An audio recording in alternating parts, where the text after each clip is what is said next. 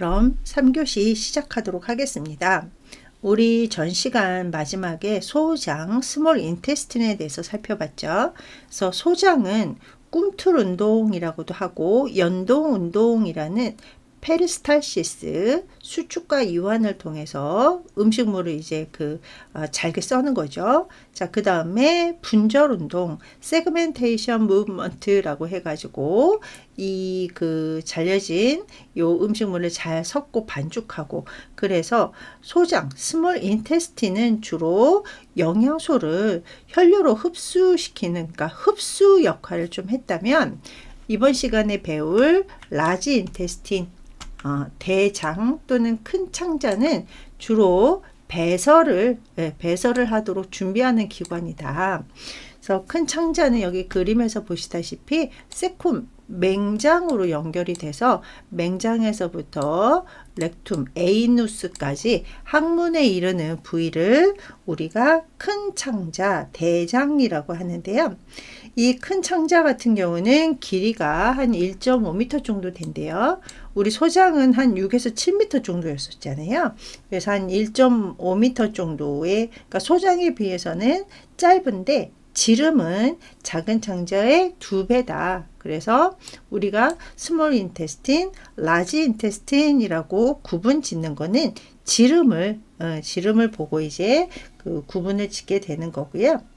자, 이 라지 인테스틴은 기능, 소화 찌꺼기들이 항문을 통해서 배설할 수 있도록 준비하는, 그래서 배설은 이제 항문을 통해서 하기는 하지만 이제 준비되는 과정은 또 이 라지 인테스틴에서 하게 되고요.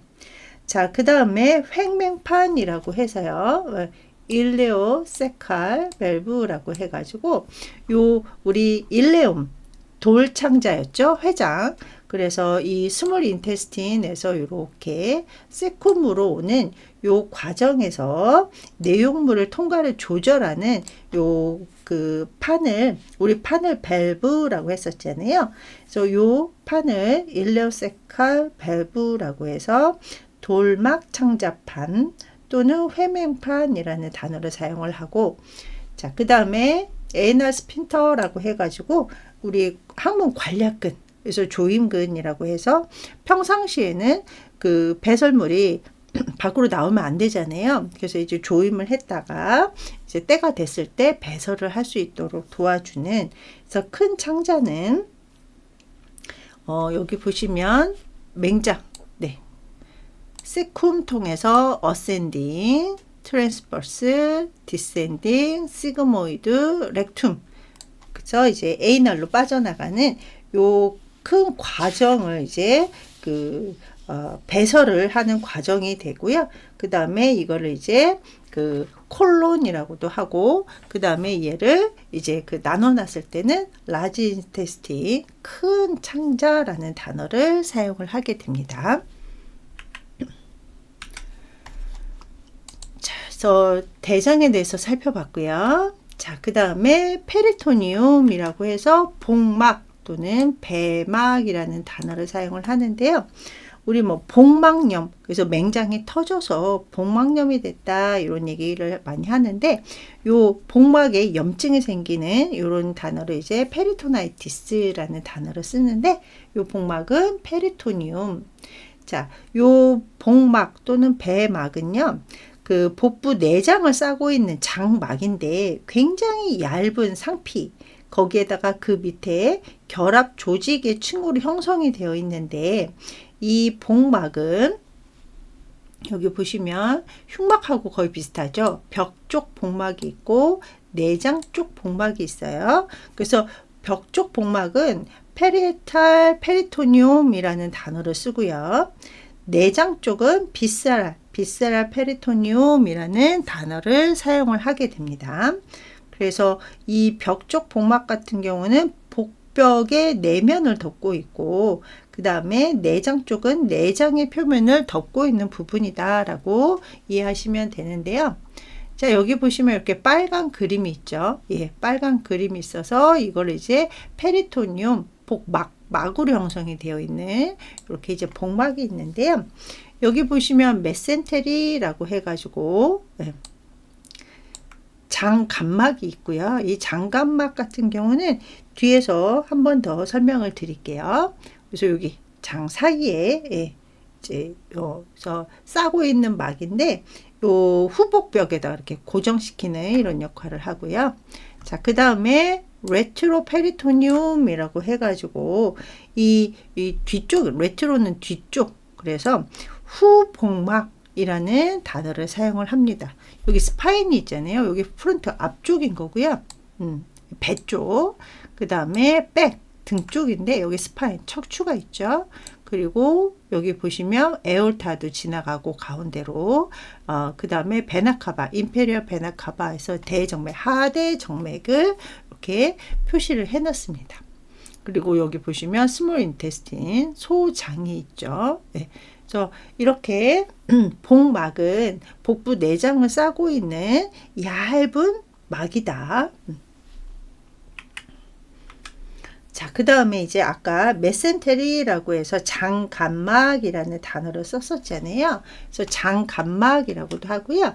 창자사이막이라는 요 단어도 써요. 근데 이 창자사이막 같은 경우는 앞에서도 그림, 간단한 그림 봤었죠. 그래서 작은 창자의 바깥을 싸고 있는 막으로서 요 스몰 인테스틴이 후 복벽에 부착시킬 수 있도록 만들어진 요 막을 메센테리, 장간막이라고 합니다.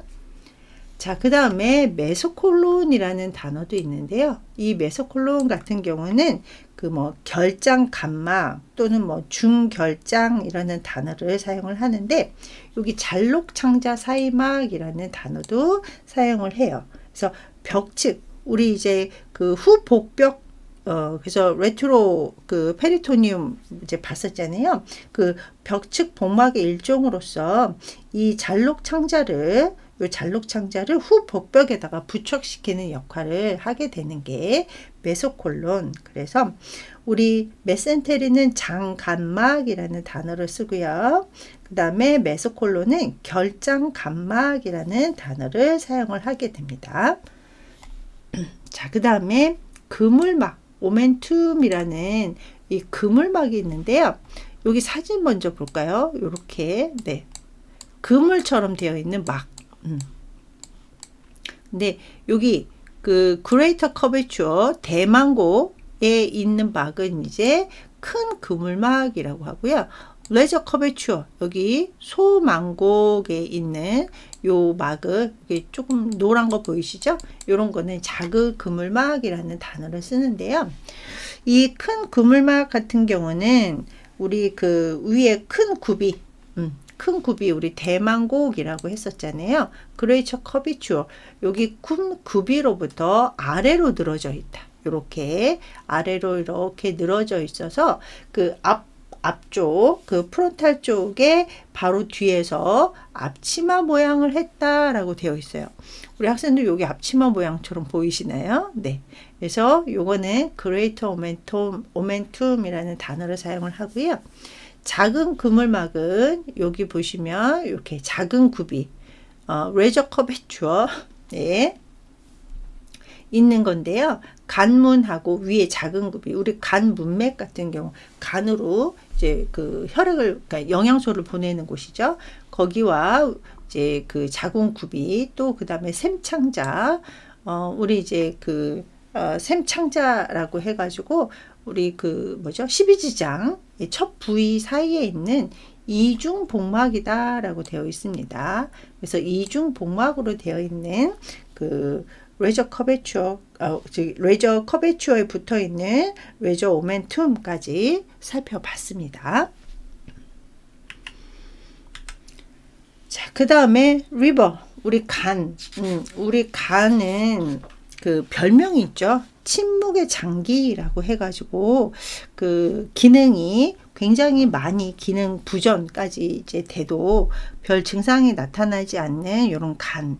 그래서 간은 그 복부의 오른쪽 위 사분역에 위치했다라고 해서 그 위쪽에 있기 때문에 그 오른쪽 라이트 위쪽 어퍼 쿼드런트라고 해서 그 간은 리버라는 단어를 사용을 하면서 RUQ에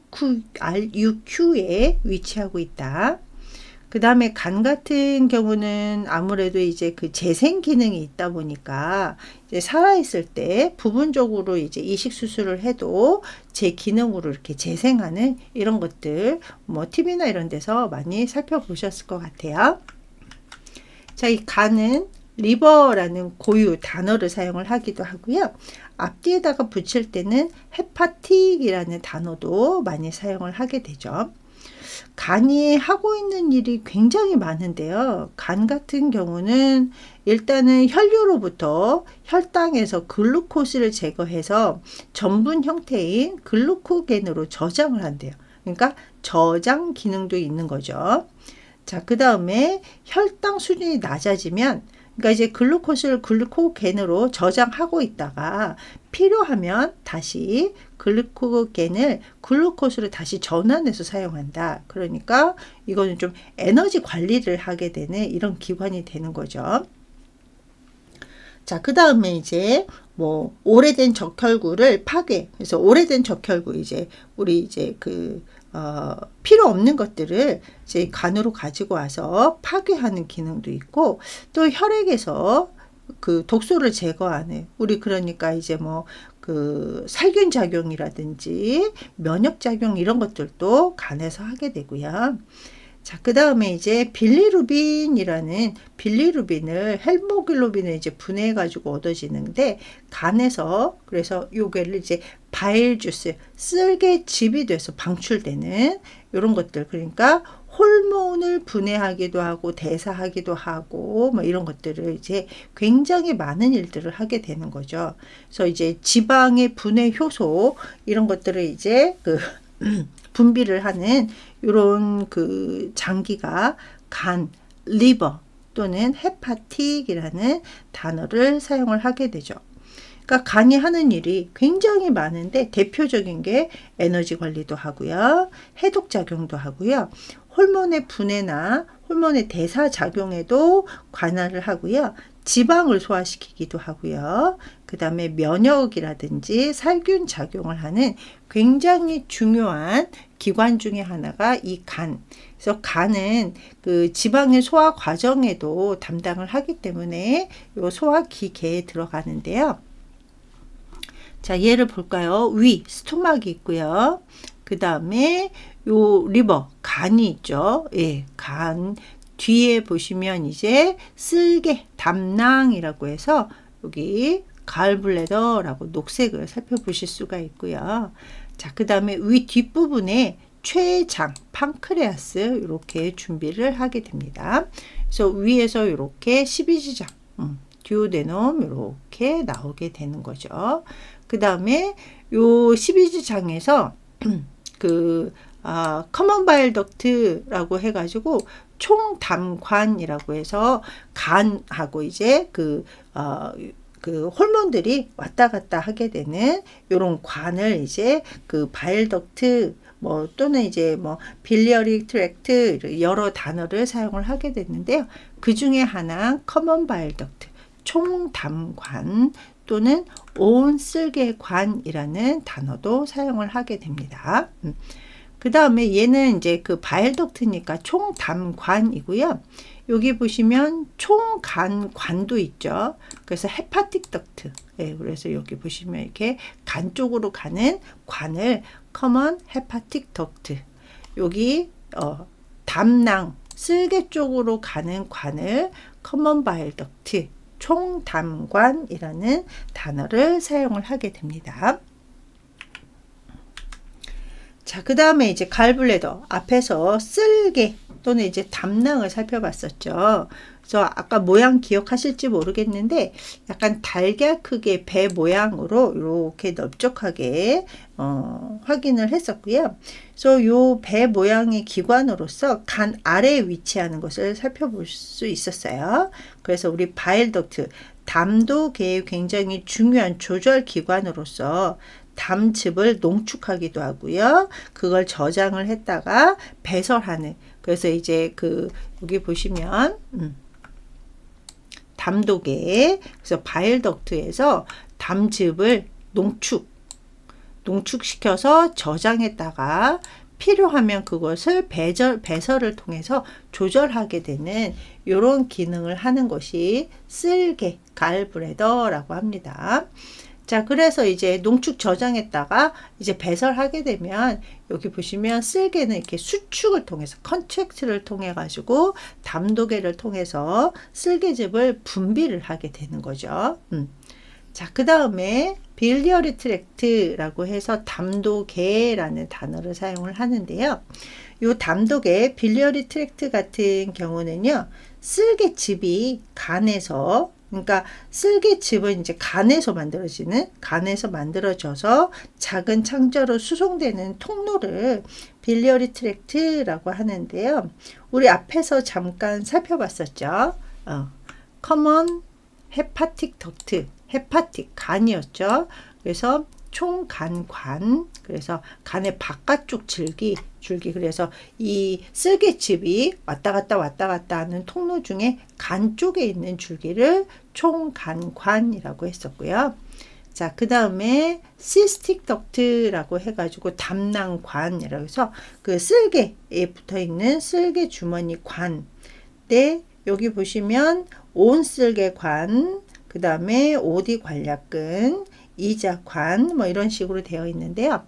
이 커먼 바일 덕트는 줄여서 커먼 바일 덕트를 줄여서 CBD라는 약어를 많이 사용을 하는데요.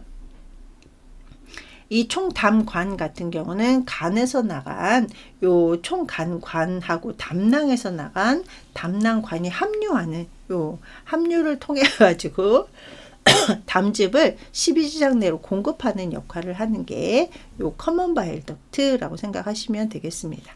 그러니까 담즙을 12지장으로 직접적으로 보내는 관이라고 생각하시면 되고요. 자, 그 다음에 오디 스핑터라고 해가지고 오디 관략근이라고 해서 담즙의 배출을 좀 조절하는 관략근이다 생각하시면 되고요. 자, 그 다음에 팡크레아틱 덕트, 팡크레아스가 이제 췌장이잖아요. 팡크레아틱 덕트 같은 경우는 췌장의 소화 효소를 분비하는 이 덕트 관이라고 생각하시면 되겠습니다. 자, 그래서 저희가 이제 간 살펴봤고요. 그 다음에 갈브에서 담낭, 그 다음에 우리 그 담도 빌리어리 트랙트 하면서 이제 췌장 이렇게까지 쭉 살펴봤는데요. 우리 그 췌장 같은 경우는요, 보시면 팡크레아스라고 해가지고 아까 앞에서 조금 자세하게 못 봤죠? 이렇게 네. 되어 있는데요. 그 뒤쪽에 있어가지고 앞에서 볼 때는 잘 안 보이는데, 이게 이제 깃털 모양이래요. 깃털 모양으로 이렇게 되어 있어가지고, 그 이자도 이 이자, 췌장이라는 것도 적은 기관은 아니죠. 조금 커다란 기관으로서 소화하고 내분비 계통에서 굉장히 중요한 역할을 한다. 그래서 소화에서도 소화 효소를 분비를 하고요. 내분비에서도 우리 뭐 인슐린이라든지 글루카곤 이런 것들을 이제 분비를 하게 되는 건데요. 자, 하나씩 살펴보시면 우리 그 외분비 기능, 그래서 우리 팡크레아스, 이자, 췌장은 내분비 기능, 외분비 기능 다 있다. 그래서 이것도 조금 기억하셔야 되는데, 외분비 기능은 이제 그 소화하고 관계된 건데요. 여기 보시면 아밀라제라든지 리파제를 분비한다라고 되어 있죠. 그래서 이런 아밀라제 같은 경우는 이제 우리 앞에서 침샘에서도 분비한다. 그래서 아밀라제, 말타제 이런 거 분비가 되면서 탄수화물을 소화시키는 분해 효소다라고 말씀을 드렸었는데요. 이 리파제 같은 경우는 지방을 소화시키는 지방 분해 그 효소라고 생각하시면 되겠습니다. 그래서 이 췌장에서 이런 아밀라제, 리파제, 그 다음에 뭐 트립신, 뭐 이런 그 단백질 그 소화 효소도 분비를 하거든요. 그러니까 췌장에서 탄수화물, 단백질, 지방의 분해 효소가 이제 다 나오게 되는 거죠. 그러니까 소화에서도 굉장히 중요한 역할을 하게 되는 거고요. 내분비 기능으로는요, 예, 내분비계에서 나중에 이제 한 번 더 살펴볼 건데요. 우리 인슐린 같은 경우는 그 혈액 내에서 혈당량을 조절을 하게 되는 거잖아요. 그래서 이제 혈당이 막 높으면 인슐린이 분비가 되는데, 또 너무 낮았다 그러면 글루카곤이라는 또 호르몬을 분비를 해가지고 이 혈액 내 혈당 조절을 하는 이런 역할을 하는 게 또 이 판크레아스 췌장인데요. 이 췌장액은요 색깔도 없고요, 투명하대요. 그래서 하루에 평균 700mg을 분비한다.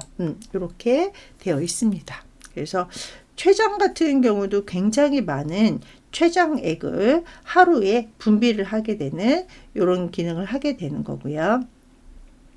그러니까 일단은 췌장 하면 소화기계 내분비기에서 다 중요한 역할을 한다. 자, 그리고 여기 보시면 이제 그 앰플라 오브 바터라고 해서 바터 팽대부라는 단어를 사용을 하는데요. 얘 같은 경우는 이제 그 췌장과 총담관, 우리 커먼 바일 덕트 앞에서 배웠잖아요.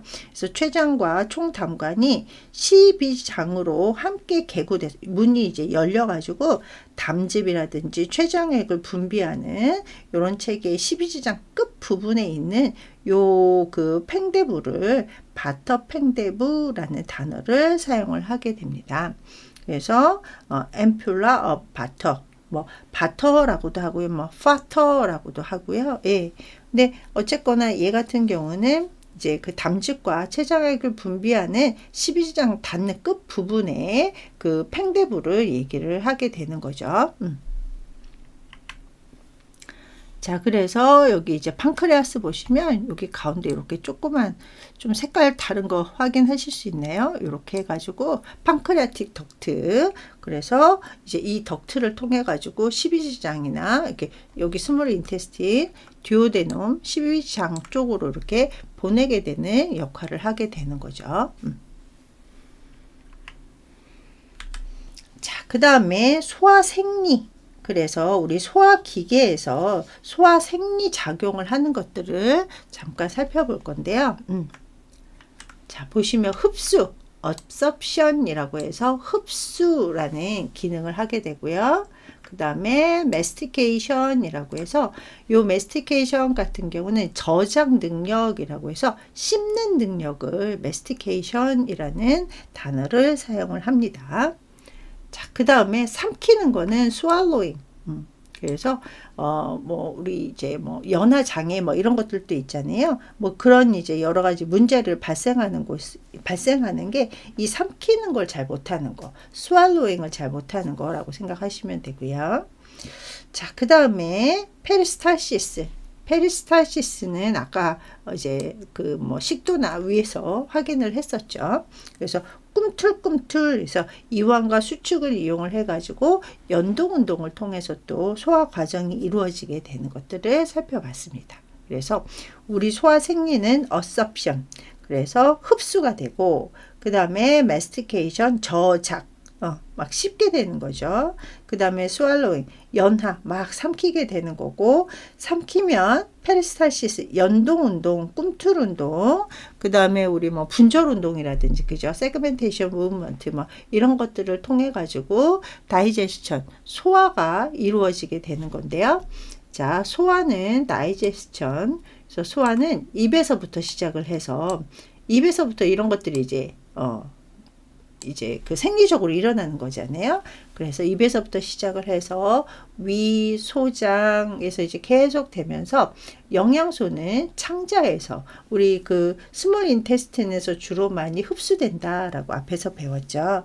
그래서 스몰 인테스틴 창자에서 흡수가 되고, 남은 물질은 라지 인테스틴 대장에서 이제 준비를 해서 항문을 통해서 배출하는 이런 모든 과정을 우리 다이제스션, 소화라고 합니다.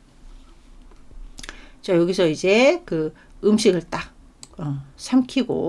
삼키면은 여기 후두개, 에피스크로티스, 그래서 이제 후두개를 통해서 기도로 넘어가는 것을 방지를 하고, 식도 꿈틀꿈틀 하면서 연동 운동에 의해 가지고 음식을 식도로 내려보내죠. 그러면 식도 판막이 열리면서 카디아 들문부 본문이 열리면서 음식이 이렇게 윗속으로 들어가게 되는 거죠. 네, 그래서 여러 가지 작용을 통해 가지고 여기 보시면 소장에서 영양소는 소장에서 혈류로 흡수된다. 우리 빌리 육모를 통해 가지고 이렇게 빌리 육모를 통해 가지고 음식물이 영양소가 몸으로 혈류로 흡수되는 과정을 한번 쭉 살펴봤습니다. 자, 그 다음에 소화관, 그래서 elementary canal이라고 해가지고 우리 그 소화 과정에서 이렇게 쭉 연결되는 그 체계를 이제 쭉 살펴볼 건데요. 우리 elementary canal 소화관 같은 경우는 구강, 오랄 캐비티가 있었죠. 구강을 통해서 오랄 캐비티를 통해서 꿀꺽 삼키면 인두, 파링스, 파링스에서 식도로 이어지게 되는 거죠. 자, 식도는 에스파거스라는 단어를 사용을 했었습니다. 자, 그래서 식도에서 들문, 들문, 우리 그 카디아라는 단어를 썼었죠. 들문, 들어오는 문이다. 그래서 들문을 통해서 위, 스토막, 위에서 이제 여러 가지 이제 그 연동, 꿈틀 운동, 뭐 분절 운동 이렇게 통해 가지고 위액하고 섞여 가지고 날문, 나가는 문, 유문부였죠. 그래서 파일로로스, 날문을 통해 가지고 소장으로 갔었어요. 자, 소장은 12지장에서부터 회장까지 중간에 뭐가 있었죠? 네, 공장이 있었죠. 그죠? 예. 그래서 듀오데놈, 그 다음에 이제 공장 제주놈, 그 다음에 회장 일레옴, 이렇게 이제 소장이 쭉 거쳤고 소장에서 대장으로 내려왔었죠. 자, 이제 대장은 이제 결장이라고 해가지고 우리 세콤 맹장에서부터 시작을 해서 결장 콜론이 있었죠. 그래서 어센딩, 트랜스버스, 디센딩, 뭐 그 다음에 렉툼 이렇게 해가지고 결장에서 직장까지 이 라지 인테스틴 대장이 있었고요. 마지막으로 이제 항문, 에이누스, 항문을 통해서 배설하는 것을 한번 살펴볼 수 있었습니다. 자, 그래서 이 맹장 같은 경우는 이제 소장하고 대장이 만나는 지점을 이제 맹장, 세콤이라는 단어를 썼었습니다. 이 그림은 그냥 참조하시면 될 것 같아요. 그래서 우리 그 타액선 셀레바리 글랜드에서 침이 분비되면서 음식이 섞이면서 이제 여기서 저장 능력이 이루어지게 되는 거죠. 그러다가 스웰링, 삼키면 국의 반사에서 기관 후두개 에피글로티스에서 이제 기관을 보호하고 얘가 이제 음식하고 침하고 섞여가지고 이제 1차 소화가 시작되는 것을 그림을 통해서 확인을 했습니다. 자, 이렇게 해서 소화 생리 과정을 살펴봤고요. 자, 그 다음에 소화기계의 증상 용어를 몇 가지 살펴보는 시간을 가질게요. 그래서 우리 소화기계는 증상 용어가 굉장히 많은데요. 예. 자, 우리 식욕이 없어, 입맛이 없어, 이런 단어는 아노렉시아라는 단어를 사용을 합니다. 그래서 이 아노렉시아 같은 경우는 워낙 많이 쓰니까 모든 과에서, 예, 그래서 환자가 왔을 때 환자이잖아요. 그래서 질병을 갖고 있는 분들이다 보니까 이 식욕 부진은 거의 뭐 일반적인 증상, 예, 이 때문에 이 아노렉시아라는 거는 모든 과에서 사용을 하기 때문에 요 단어 기억을 해 주시고요. 그 다음에 파지아, 요 파지아라는 단어가 이렇게 삼키는 것을 파지아. 우리 앞에서 swallowing이라고 했었잖아요. 예, 근데 이제 요 삼키는 것을 이제 파지아라고 하는데 앞에다가 이제 없다, 못한다라는 A를 붙여서 파지아 같은 경우는 연하 불능증 또는 못 삼킴증이라고 해서 음식물을 꿀꺽 삼키지 못하는 것을 어파지아라는 단어를 사용을 해요. 그래서 앞에다 A를 붙이면 아예 못하는 불능인데요. 여기 보시면 디스, 곤란하다. 네, 디스파지아 같은 경우는 연하곤란이라고 해서 음식물을 좀 삼키기 어려운 이런 이제 증상을 디스파지아, 연하곤란이라는 단어를 쓰게 되는 건데요. 이 디스파지아 연하곤란 같은 경우는 이제 목이라든지 식도라든지 위에 음식물 이동에 문제가 있겠을 때 잘 못 삼키게 되는 거고, 그 다음에 이제 삼킴 반사가 제대로 이루어지지 않아서 나타나는 증상을 디스파지아라고 합니다. 그래서 얘 같은 경우는 이제 소화기 계통의 기질적인 문제, 그러니까 소화기 계통 자체, 목이라든지 식도 위에 기질적인 장애가 있거나 아니면 삼킴에 관여하는 그 말초신경이나 중추신경계의 그 병적인 원인 때문에 디스파지아가 나타나기도 한다. 그러니까 우리 디스파지아 같은 경우는 소화기 계통에 문제가 있을 수도 있고요. 신경계에 문제가 있을 때 이 디스파지아가 나타나게 되고요. 자, 그 다음에 아사이티스 복수도 굉장히 많이 간에 문제가 있거나 이랬을 때 간 경변이라든지 이럴 때 굉장히 많이 나오는 단어 중에 하나가 이 아사이티스 복수예요. 그래서 복강에 액체가 고이는 증상, 그리고 그 액체를 이제 복수 아사이티스라는 단어를 사용을 하게 됩니다. 자, 그 다음에 이제 볼보그머스라고 해가지고, 볼보그머스 같은 경우는 우리 창자 가스 소리. 예. 그래서 우리 어떨 때 가만히 있는데 배에서 막 꾸르륵 꾸르륵 소리 나는 요 소리 있잖아요. 그래서 장관대에서 가스하고 액체의 내용물이 이 꿈틀 운동을 통해서, 연동 운동을 통해서 이렇게 꾸르륵 꾸르륵 소리 나는 것을 볼보스머스라는 단어를 사용을 합니다. 자, 오늘은 이제 소화기계에서 이제 여러 가지 그 해부학적 용어라든지 증상 용어, 그 다음에 소화생리, 그리고 잠깐 그 증상 용어에 대해서 살펴보는 시간을 가졌습니다. 자, 우리 학생들 수고하셨습니다.